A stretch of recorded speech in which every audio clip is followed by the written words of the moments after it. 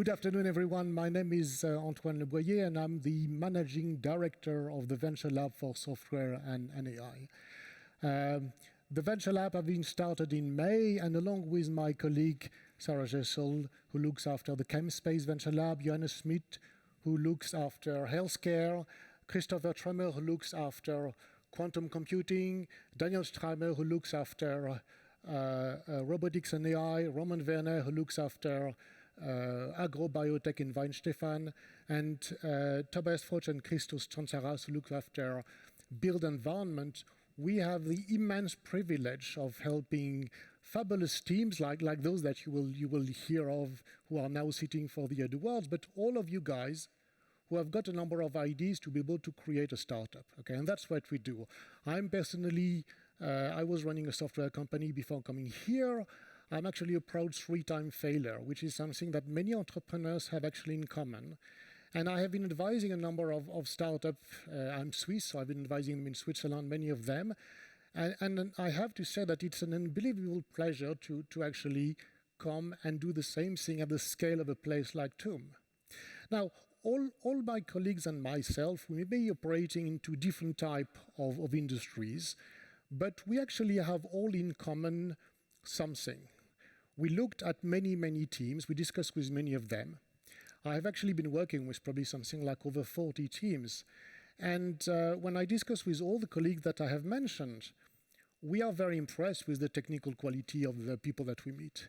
You know, as someone who has been hiring a lot of engineers in his former life, I would have loved to have hired you guys. You know, I was looking for talent, and I wish I had been here to grab people like you. But when we also look at their entrepreneurial qualities, what we find is that you have on the one hand something which is a bit of a paradox. We find that the people have got amazing technical skills, all of them, all type of technologies. But sometimes the ability to understand how you apply technology to a specific problem, which ultimately leads to be able to create a startup that works, you know, that can scale, it's not something that we meet very often. So the first positive thing is that basically if you're at TUM, you are really getting good education. You are getting fabulous training. But we'd like, with the hat of the entrepreneur, to explain what is important, not only to have good technical capabilities, not only to have good answers, but also to understand what is the question you should be answering. And that's the topic of today's talk, which is basically, I've got an answer, who's got a question? So to explain this thing, I wanted to tell you a little bit of a story of when I was first really faced with this sort of topic, with this sort of challenge. At the time, I was in France, and in France there are a number of technical schools. There's one called INST, which is a place which teaches students and engineers to become telecom engineers. And there was a team of researchers, just like here, which got a grant to work on industrial Bluetooth. Okay, Bluetooth, we all know what this is. We all have our phones. We all have earsets. And when, for whatever reason, the connection drops, if we are listening to a podcast, to a song, talking to someone, the data is lost. So Bluetooth is low cost, has a certain number of characteristics, but is not industrial grade. And what the team worked on was to try to think how could they make Bluetooth industrial grade. So they are very good engineers, like people that we have here. They worked out a very smart system, which was to try to detect when the signal was lost. Then if they detect the signal is not, keep the data in a sort of cache. Then when the device or the Bluetooth reconnects to the right device, say, okay, I understood this is happening. Let me give you the data you've been losing. Okay? And it worked pretty fine. They actually got a grant to do this.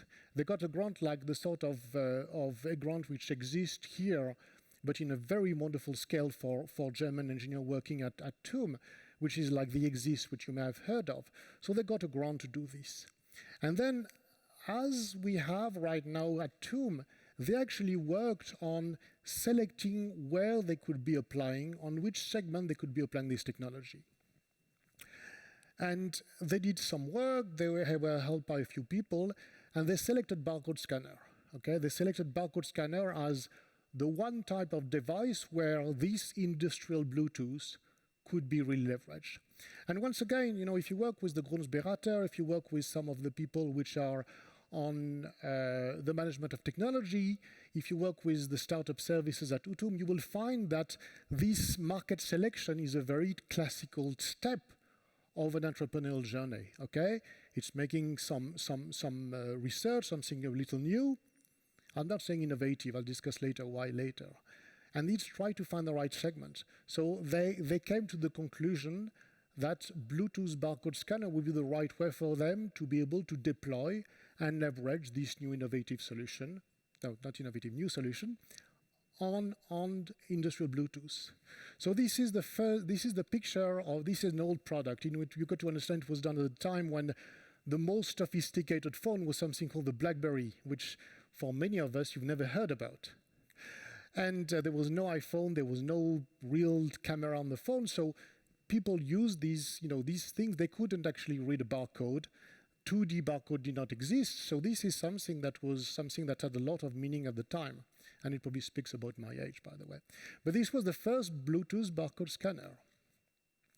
They did a prototype, and did the prototype more or less at the same type of space like we have in Garching called the Makerspace, or at the Collab if you have been to the Robotics AI Makerspace. They had all the capabilities to create a prototype. And then just like what we have at TUM, the school had a number of contacts with business angels, with venture capitalists, and they got someone that actually gave them money to be able to assemble a small team and to get all the capabilities to basically, in the end, produce a first batch of 1,000 pieces. So there was one like this one, and there was another one which is more closer in format to the one you see in supermarkets. The VC, in a typical textbook VC manner, said to them that it would be good now that they could work with someone who came from the industry. And they actually found someone which was very close to retirement and who had spent all his life in France working on the best barcode companies and so on. So in France, actually, the way barcode readers are being sold, they are sold via distributors. Distributors stock on their shelves a number of devices which are going to be then acquired and bought by resellers who will then install them into mostly supermarkets. So he knocks at the door of these resellers which he knows very well, and he shows them the product. Actually, what he does is very interesting. He shows that the product is working, okay? And we discussed when I arrived, I will come later. He said that they'd make demonstration and that the guy said, okay, your product are working, let me have some on my shelves. So they basically they produced a batch of 1,000 pieces and they sold 1,000 pieces to the distributor. Very happy, they sign a contract, there's a celebration, this is France, so they drink a lot, and then they wait, okay? Now, if you're selling to distributors, there's something you need to know, by the way. These guys, they will only take product to put them on the shelf and make them available for their guys. And on the contract, what happens is the following. If after 2 months the products are still there, you get them back. So after 2 months, what happens? They start having the first product which start coming and arriving.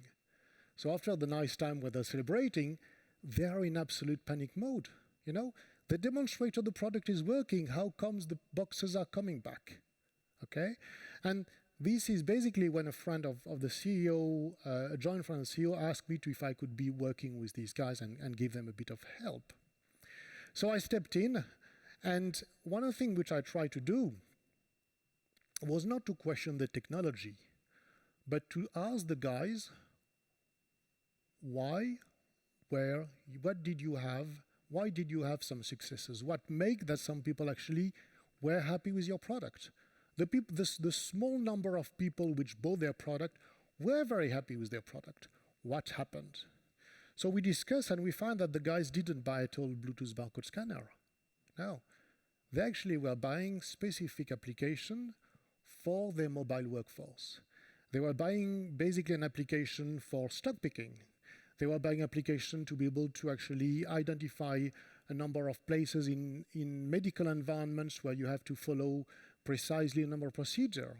The biggest number of people which bought this product bought not Bluetooth barcode scanner, they bought an application for people who are going to the countryside to the maintenance of the 4G antennas in France. So suddenly it became very clear to me and to them that the people which had been happy about this new innovation, the people who saw the value of the innovation, were people which were saying, oh, this is why I'm buying this. I'm buying this because it enables a number of new applications which I really need. So you see, they were not looking at buying new technology for new technology. They bought something that encapsulated this new innovation and which was something that was seeing value for them. So this is why I discuss with the team and then say something which sounds just unbelievable. I say during 3 months, you don't call prospect, you don't call client. You just call people who, like the guys that have been working with us in the past, are developing mobile applications, okay? You don't call client. I repeat, because it's not something which is obvious. If we want to have success at the stage, we take a good breath and we don't call clients. We call people that can take our technology and put our technology into their solutions. So during 3 months, the guys which were in charge of the various countries, we had people in the US, we had people in Germany, we had people in France, they went through all these companies which were software vendors.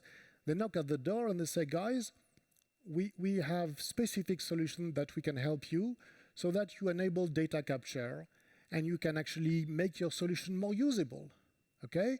And the people that were the pre-sales and the people that do the customer and the maintenance are going to help you. So we gave these guys free product, we gave these guys DLL, we gave these guys actually actual code so that they could integrate this code directly into their solution. And the people that used to help customers deploy the product, they were actually helping the developers.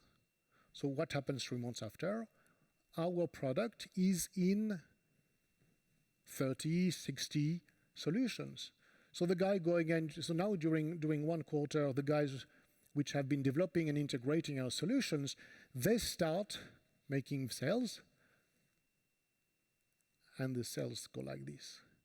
So now, just to cut a long story short, the company, of course, doesn't necessarily exist right now. It was acquired by one of the big electronics firm in France. I think the investors were actually not unhappy, which is usually a good measure of how this whole thing happened. And people now use, of course, different type of tools for barcode, but this was a very, very interesting innovation. Now, if we try to step back and think what happened, okay, and also think of us, which are, doing all these sort of projects, why they could not scale this approach.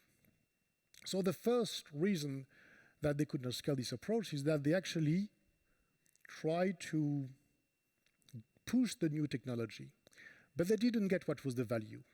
The value is not usually perceived by the people who work on the technology. And this is why it's really, really important to actually really being able to get a sense for, what is my new work? How do I do research which is state of the art? But then the person that find and tell you what is the innovation, these are different people.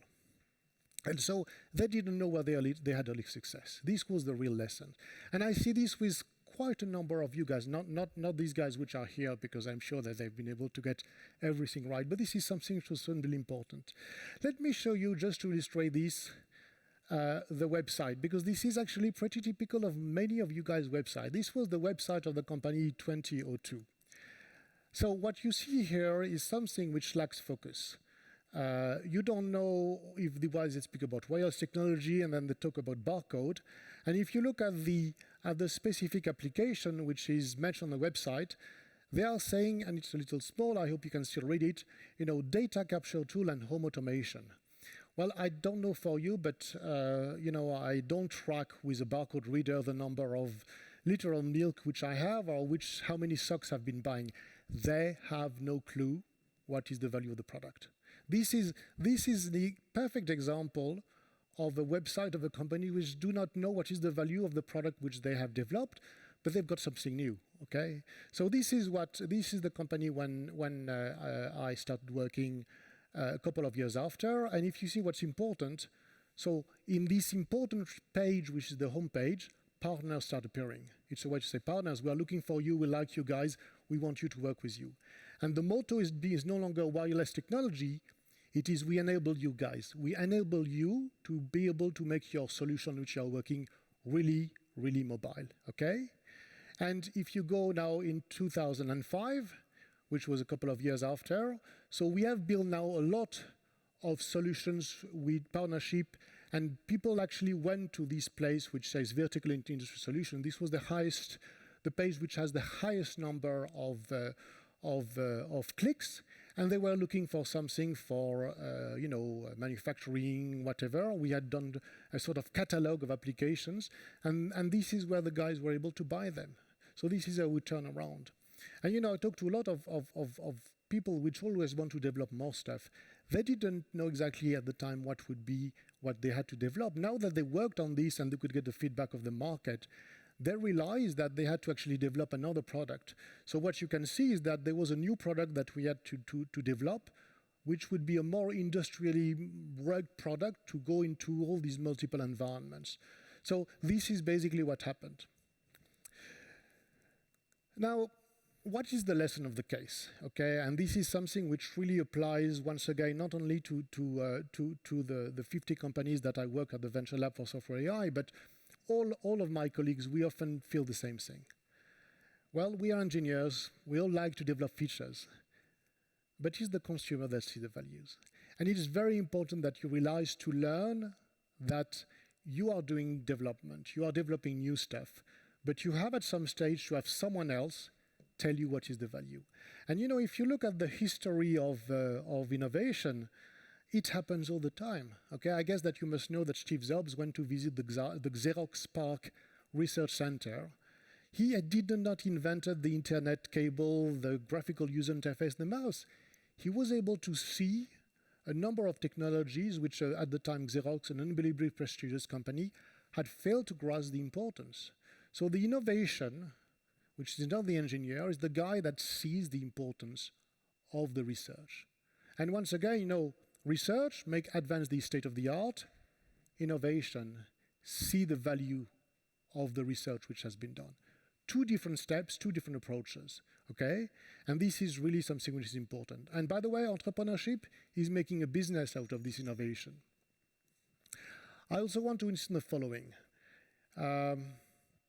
I know that we got unbelievable technical knowledge, but domain knowledge is usually, always, more important than technical knowledge, particularly in my business, which is the software industry. This is really important.